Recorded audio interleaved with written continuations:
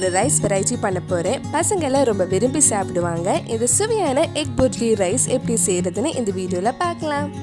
First ஒரு கடாயில கொஞ்சமா எண்ணெய், 1 டீஸ்பூன் பட்டர் ஆட் பண்றேன். இது கூட 1 டீஸ்பூன் சின்னதா கட் பண்ண இஞ்சி, சின்னதா கட் பண்ண ஒரு பச்சை மிளகாய் சேர்த்து ஒரு 2 நிமிஷம் வதக்கலாம். பச்சை மிளகாய் உங்க காரத்துக்கு ஏற்ப போட்டுக்கோங்க. இப்போ இதில் சின்னதா கட் பண்ண 2 பெரிய வெங்காயம் சேர்த்து வதக்கிக்கோங்க. நம்ம சேனல்ல இதுக்கு முன்னாடி நிறைய எக் ரெசிபி, ரைஸ் வெரைட்டிஸ் எல்லாம் பண்ணியிருக்கேன். நீங்க இன்னும் அந்த வீடியோஸ் எல்லாம் பார்க்கலைன்னா அதோட லிங்க் கீழே டிஸ்கிரிப்ஷன்ல இருக்கு. மறக்காம அந்த ரெசிபிஸும் போய் பாருங்க. வெங்காயம் சீக்கிரம் வதங்கிறதுக்காக கொஞ்சமா உப்பு ஆட் பண்ணிக்கோங்க. வெங்காயம் கொஞ்சம் வதங்கினதும் இதுல 1/4 டீஸ்பூன் மஞ்சள் பொடி, 1/2 டீஸ்பூன் மிளகாய் பொடி, 1/2 டீஸ்பூன் நல்ல மிளகு பொடி சேர்த்து அந்த மிளகாய் பொடி பச்சை வாசனை போற வரைக்கும் கொஞ்சம் நேரம் வதக்கலாம்.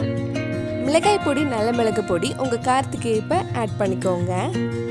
மிளகாய் பொடி பச்சை வாசனை போனதுக்கு அப்புறம் இதுல சின்னதா கட் பண்ண ஒரு தக்காளி ஆட் பண்றேன்.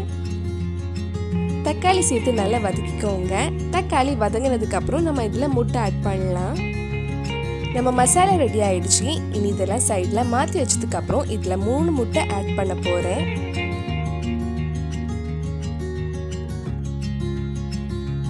முட்டைக்கு தேவையான உப்பு ஆட் பண்ணிக்கோங்க.